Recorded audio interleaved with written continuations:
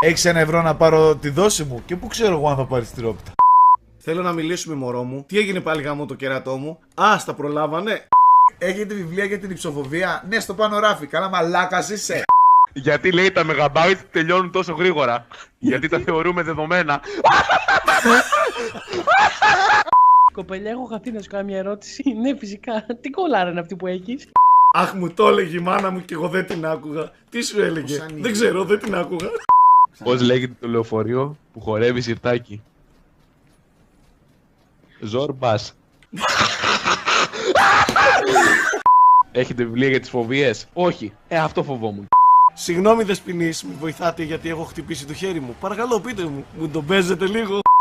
Έχω δυσκολιότητα. Χέστηκα. Άρε τυχερέ. Ευτυχώς δεν γεννηθήκαμε Ουκρανία. Γιατί ρε μαλάκα? Τι γιατί ρε μαλάκα, αφού δεν μιλάμε Ουκρανικά? Ναι, γεια σας, έχετε βιβλία για ανυπόμονους? Ναι,